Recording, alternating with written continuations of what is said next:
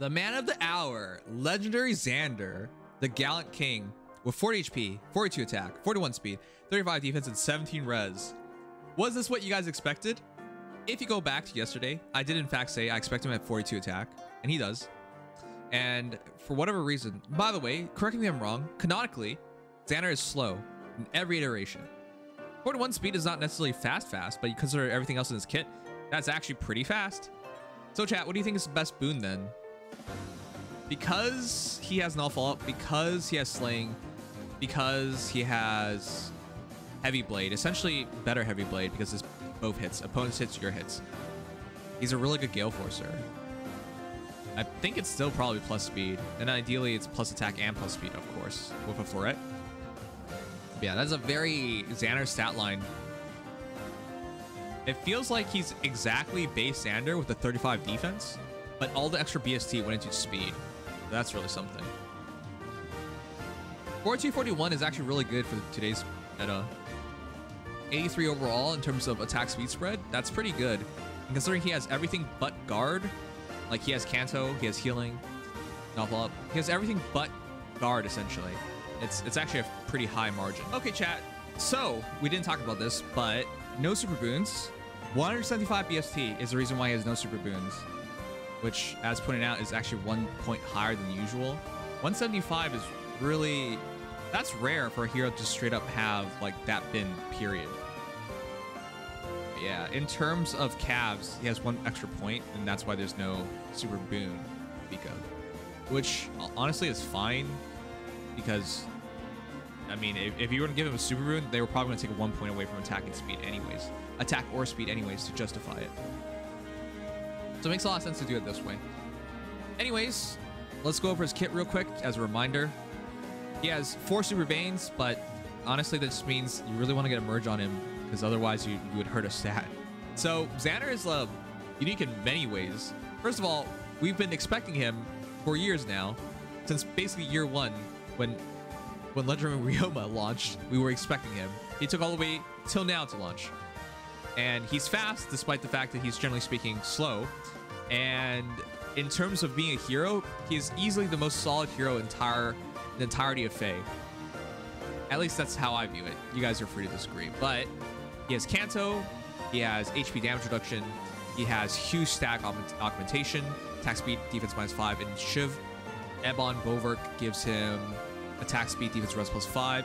He has healing of 7 HP.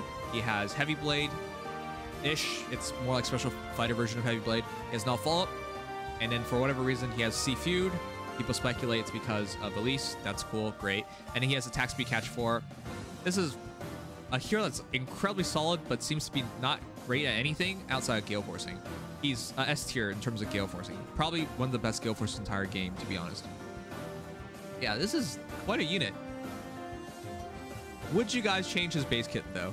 Because I really think C feud is a really dumb thing to put in his kit, because it's probably just for a reference.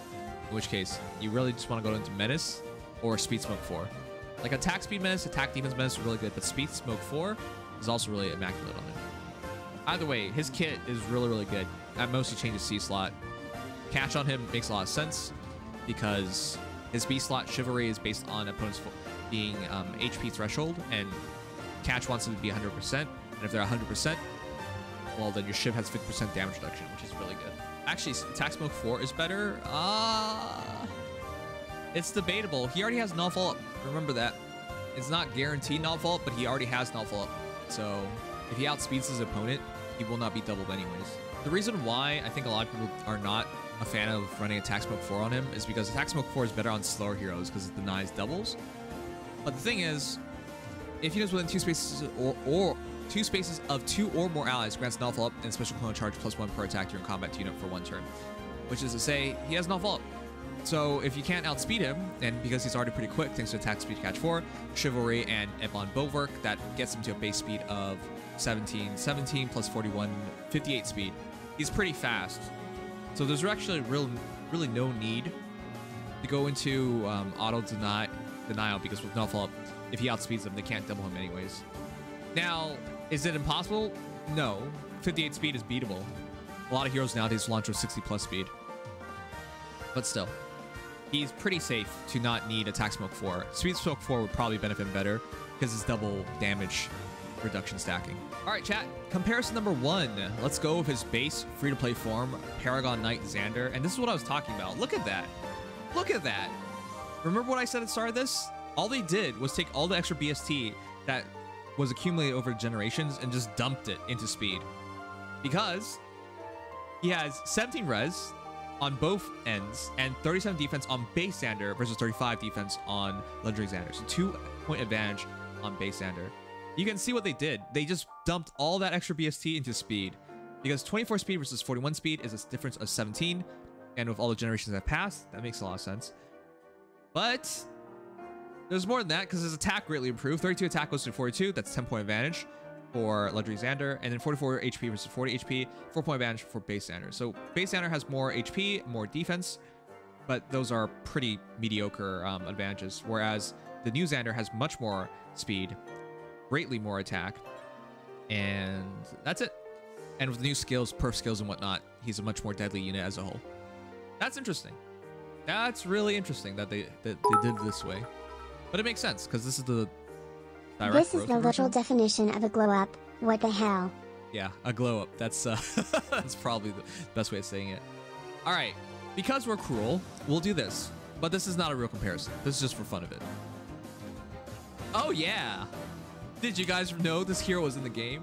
Who here actually remembers Summer Xander?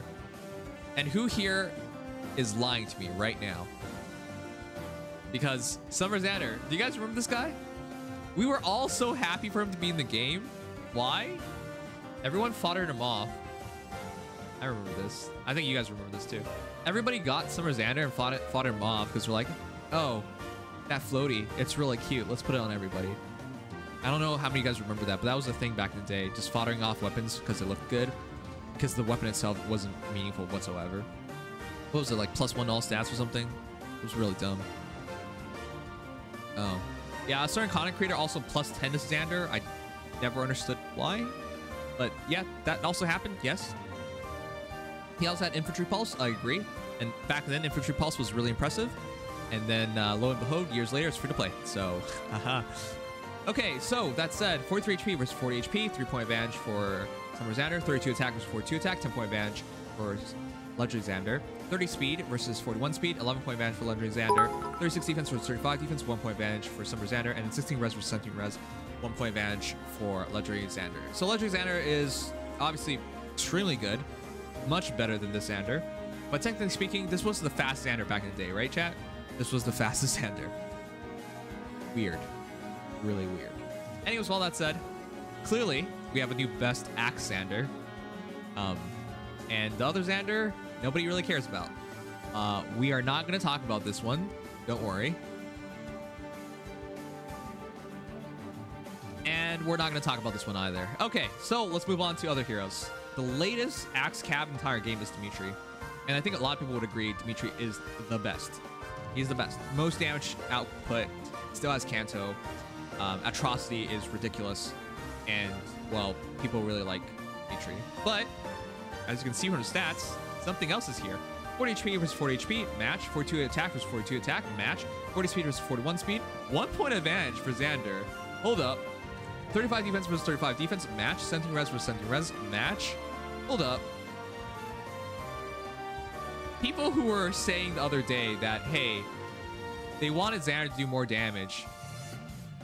No, he shouldn't do more damage. Because then he would literally be Dimitri. Dimitri's only super boon is in speed.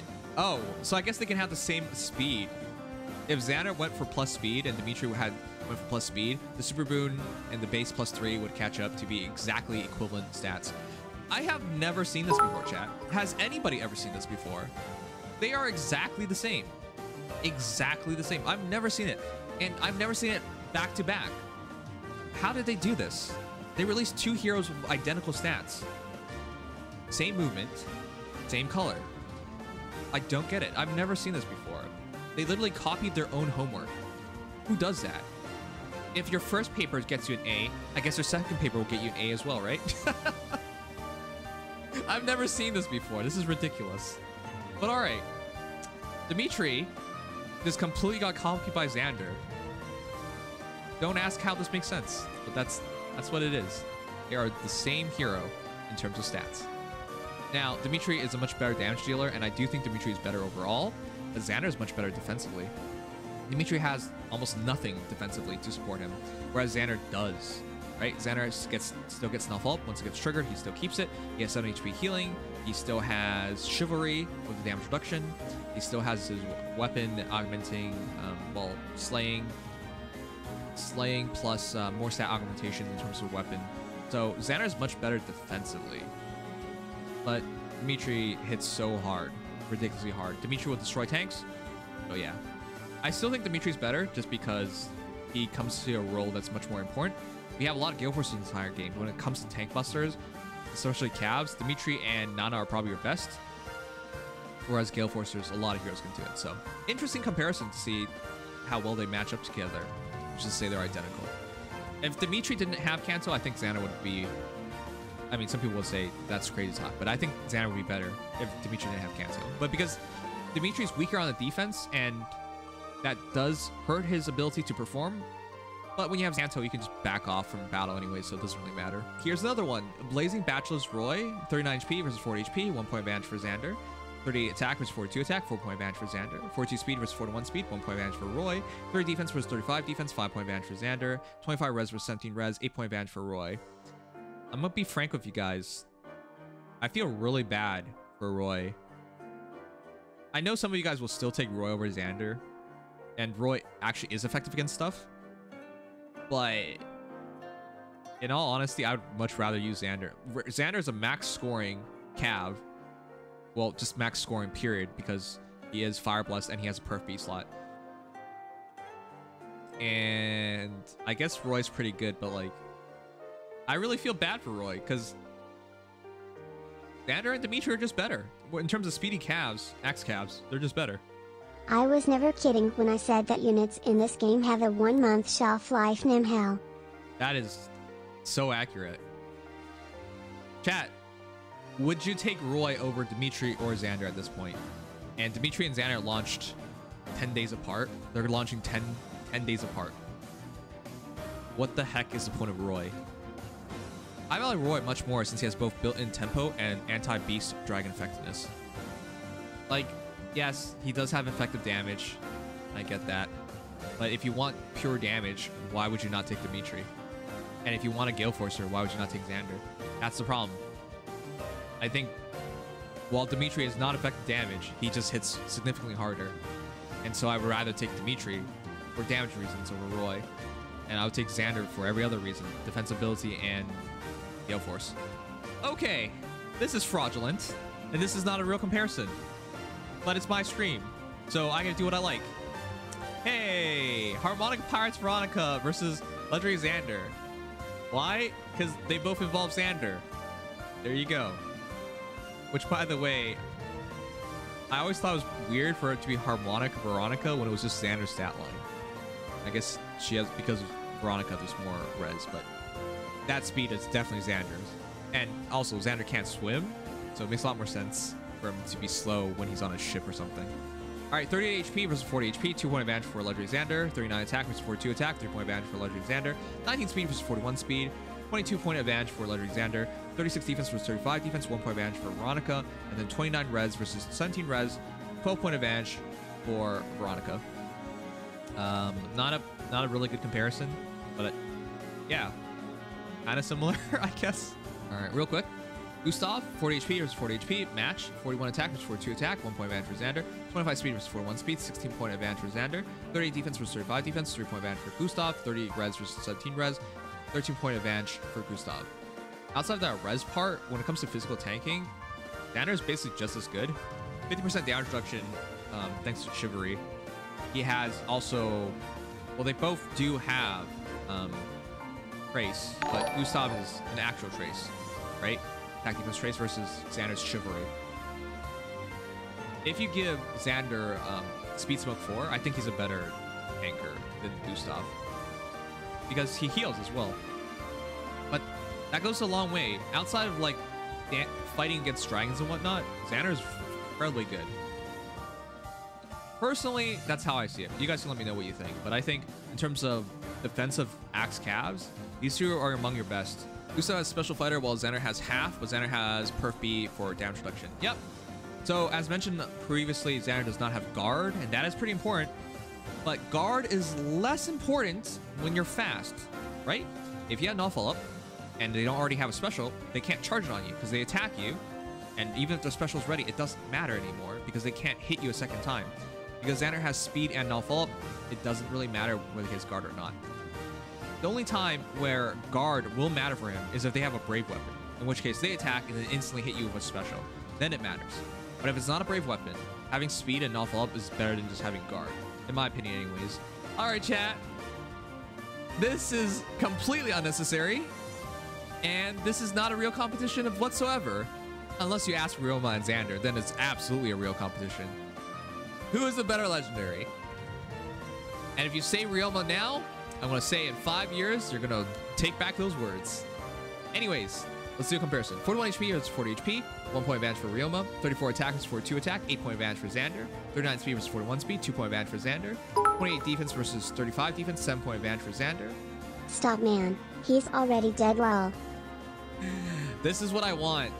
Sorry, I'm not a fan of Ryoma, chat. I'm a big fan of Xander, though. I want this to be canonical. Ryoma has nothing on Xander. All right, 20 res versus 17 res, 3 point advantage for Ryoma. But yeah, Ryoma has nothing on Xander. Xander has damage reduction. Xander has no fault, but Ryoma literally has nothing on him. All right, he has Kanto. He has more stat augmentation. He has a much better B skill. Well, it depends, but I would prefer Chivalry over Bushido. Come on. And yeah, even if you want to argue for Ryoma right now, if Faye makes it to 5 years from now, then we'll get a refine and he will be the definition of better. Ryoma has DC. I guess you got me there. He has DC. Good for him. Good for him. All right, chat. But let's end it off here. How would you guys rate Xander now that you know his stats? I am sticking firm with my original view. I think it's 9 out of 10. And I know there might be some bias here, and you'd be fair to say that. I do like Xander. He is my preferred brother, definitely over Ryoma. This is a very weird Xander, but I think you guys already saw, in terms of an Axe Cavalier, I have him ranked behind Dimitri. That's how good I view him. I think Dimitri's #1 Axe Cav in the entire game right now, but Xander's #2. My viewpoint is holistic. I'm not only looking at offense, I'm not only looking at defense, I'm also looking at scoring, I'm also looking at how many modes he's prevalent and very good in.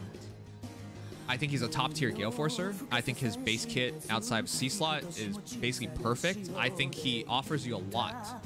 In terms of being a defensive Cav, I think it's him and Gustav for #1. In terms of Gale Forcing Axe Cavs, sorry, I'm talking about Axe Cavs right now. In terms of Gale Forcing Axe Cavs, he's #1. Basically, he's the most complete unit I've ever seen in this game. Yes, he lacks guard. Yes, he's still Axer. He still has Cav weakness. Sure, those are inherent things.